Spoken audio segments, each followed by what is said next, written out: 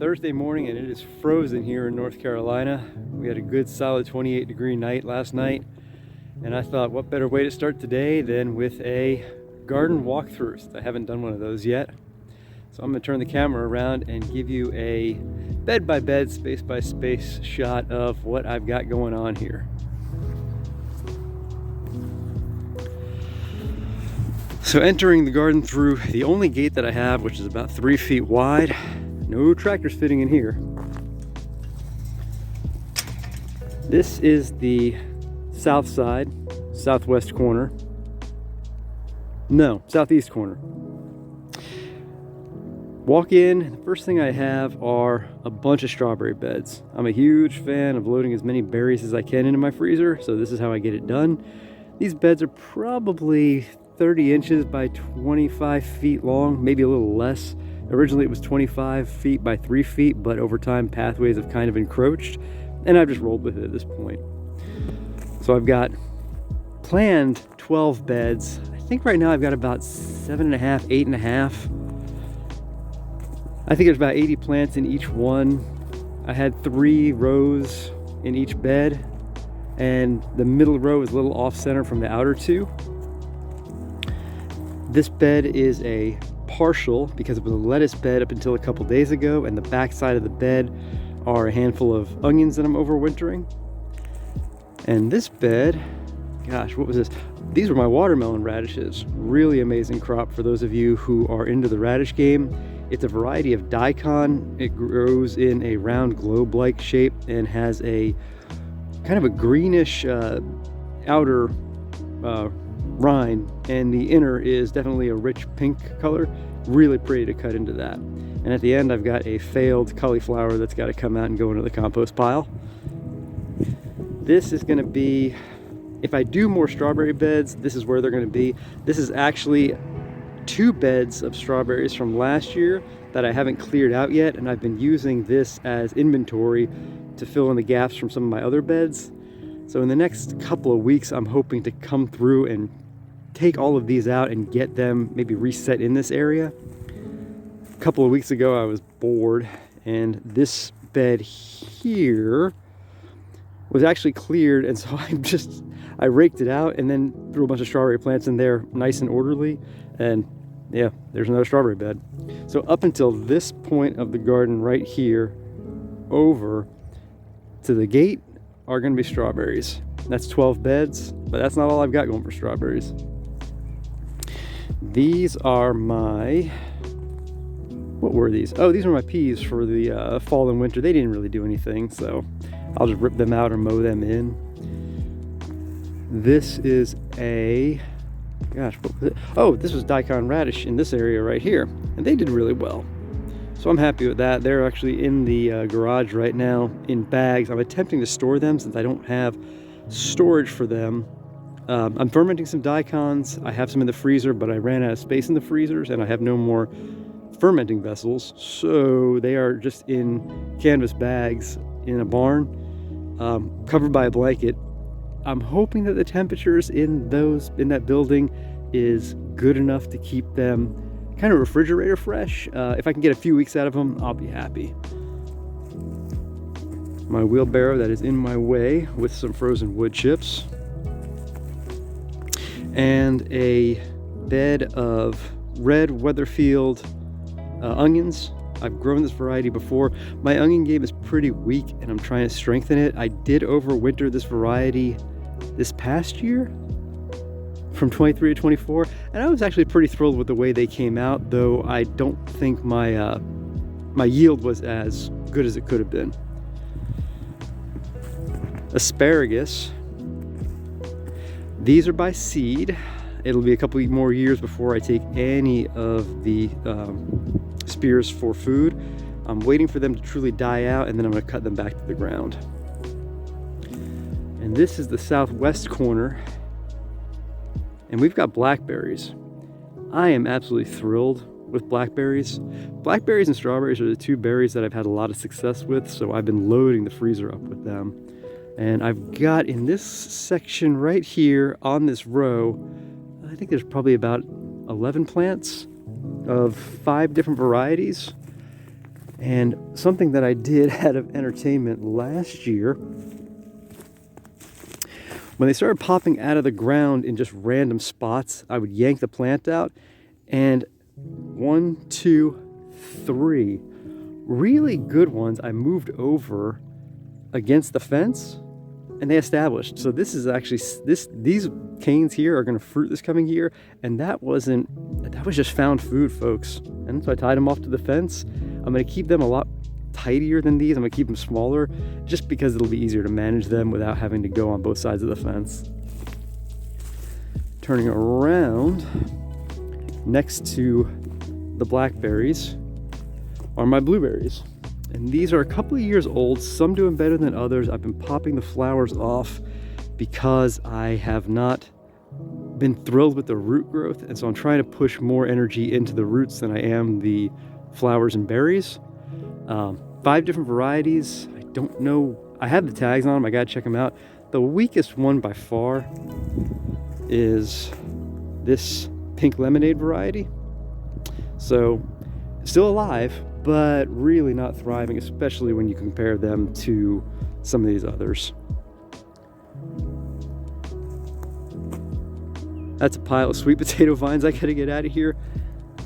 This is a random raised bed that I just threw in there for kicks and giggles and loaded with undecomposed organic matter. It's a combination of deciduous leaf fall and a little bit of clippings from a field.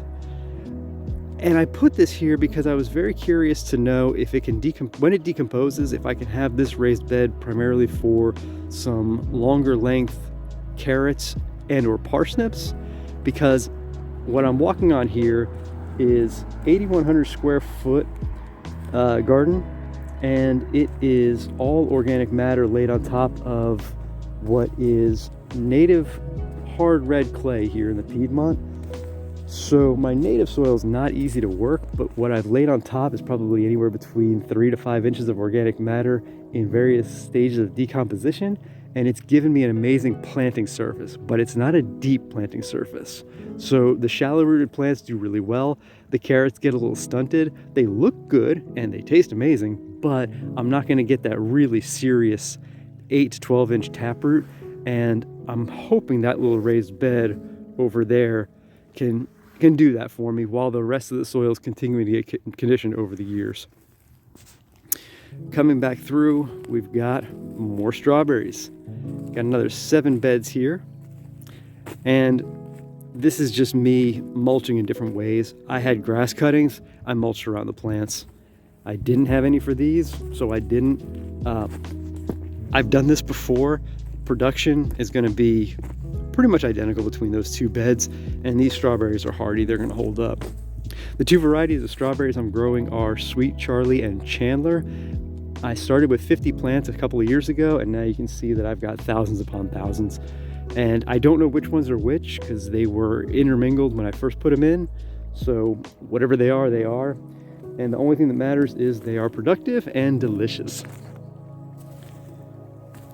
Now, this bed was my greens bed through the fall. A lot of mustard greens, some arugula. I've got a couple of tatsoi plants, and I've got a red Russian kale in there who may or may not recover from this freeze. These freezes. I'm not anticipating anything great out of them, but I'll clear this bed out in the coming days, I think, and just remulch it over with some compost. Same thing with this bed. Again, more mustards that just got transplanted from around the garden, and a failed Brussels sprouts plant. This bed has to get cleared out. This was my okra bed from the prior year, and this was my pepper bed from the prior year. Sweet peppers, YOLO Wonder. It's a bell pepper variety I grew for the first time. I was thrilled with the production, so I saved some seed, and I will plant a heck of a lot more of them this coming year. One of my garlic beds, I've got 5 of them this year, and a random endive frizzy that popped up without me planting, and I got a few leaves off him before he succumbed to the freeze. These 2 beds here, can't really see the beds too much from the pathways. These carrots were spring planted, these were fall planted. that's the remainder. They didn't do as well. These guys were doing really well right up until the cold set in. Still totally edible, just not quite as big as I want them to be. But carrots hold up great through the cold. So every time it defrosts out here, I will go ahead and pull a few more for the fridge. 2 more beds here. I think they were, this one had beets, this one had daikon. We're back to against the fence here, and I've got to clean up my fence edge with Bermuda grass. Get that out this winter. That's one of my big projects. I'll probably remulch these beds with a little bit of compost, just a thin layer to kind of color the bed. I'll add a little bit of fresh wood chip between, just to define the space so I know exactly where I'm popping my plants. And walking on through as we're enjoying this nice shadow cast. This was yet another strawberry bed, and I put this one in because I was really uneasy with how my original transplants were going in the first sections of beds, which you can see now they turned out just fine, but they were looking kind of spotty, and I wanted just an extra insurance bed in case for some reason my quantity that I wanted in those beds didn't pan out the way I thought they would. In hindsight, they're doing just fine, but hey, now I get an extra bed of strawberries. Probably about 80 plants in there. 2 beds here. At the end, you can see one rogue okra plant that I haven't gotten out yet. And then we've got my 4 garlic beds that are in excess of the one that I have. I'm a huge fan of growing as much garlic as I can. I'm a little concerned about this planting only because the inventory from which they came was not as healthy as I wanted it to be. My garlic that came out in early mid-June of 2024 didn't come out as healthy as I wanted it to, and I haven't figured out why. It didn't cure properly afterwards, it's not storing properly, the bulbs and cloves didn't look that healthy going into the ground, but it's what I had and it's what I rolled with. So fingers crossed that when they come out of the ground, it's going to be earlier this year, late May. I'm definitely not going to push to June again this time. I'd rather smaller and healthier bulbs than what I had before. So yeah, fingers crossed on that one. It would break my heart if it didn't make it, because I've established this over the last 3 years from 1 pound of garlic. That was a lot of work. I had to go a couple of years without having to eat any because I just kept replanting everything. And last year, 2023, I had such a good harvest. I really thought I was going to be on easy street at that point until my 2024 harvest didn't come out well. Now, in a previous video, you saw me mulch and wood chip this area. So I'm in the process now of figuring out what I want to plant in here come springtime. And then as we get to the end, we're going to come to another asparagus bed. These were actually sown the same time as the bed that you saw previously. However, they went into the ground much later. So they are from seed. I think they were established just fine. They're just going to be a year behind, only because they went in the ground later. My raspberries have been dismal. This is now the 3rd year of them in the ground. They've grown great every year, but for some reason have never produced fruit and or flower. So this is the last year I'm going to let them go. These canes are all new in 2024. The beginning of 2024 they popped up. The variety is Heritage. From my research, they were supposed to be a fall-bearing variety on a first-year cane. Now, these are all first-year canes, popped out of the ground probably February, March, April. So in September, they should have done something, and they didn't. My guess is that, 1, I have a weird plant issue, or 2, this May, June, they should actually fruit. If they don't, the plants are coming out, and I'm starting from scratch. You'll see that the theme of this side of the garden, this western side, has been berry row. And I want to keep that. If these raspberries fail, I'll replace them with a new one, and I may actually get a few more blueberry plants in this area. That piece of sheet metal right there is actually covering that raised bed typically, but since it rained, I wanted to get that organic matter wet, and then I'll cover it up so it kind of steams and cooks a little bit. It won't cook at a high temperature. I just want to trap the moisture in there so it can decay a little faster. In the corner, I have 3 aronia or chokeberry shrubs. They haven't really done much yet, but it was an impulse buy, and I'm happy to get the diversity in the garden. A couple of elderberries. I actually did harvest off those this past year. I've got some in the freezer. They were a lot of fun. I can't remember the two varieties. One is Wildwood. Just to show you something fun, in this area here, all you see is wood chip.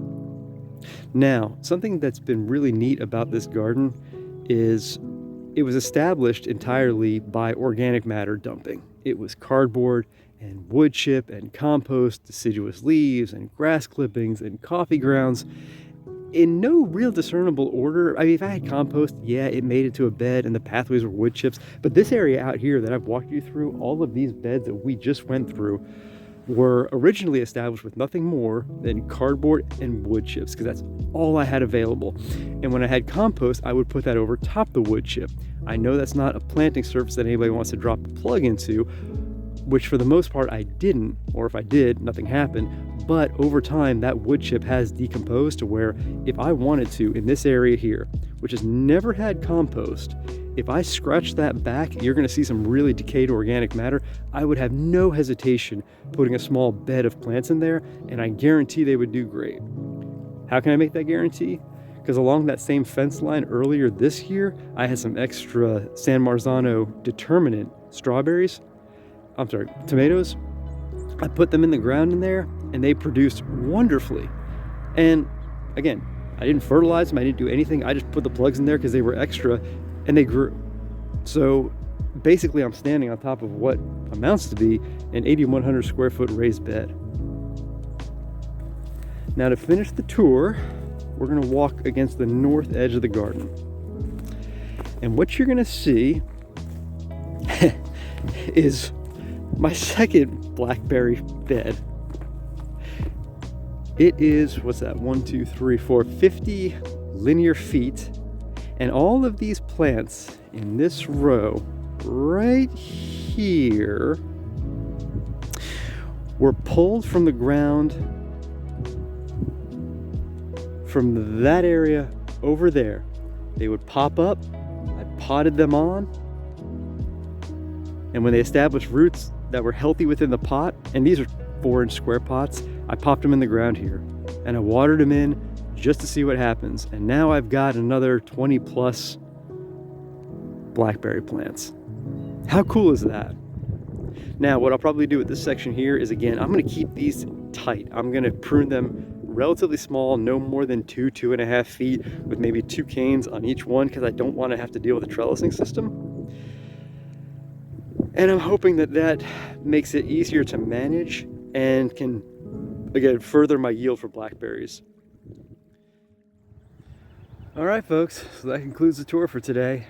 Thanks so much for watching, and I'll see you in the next one. Take care.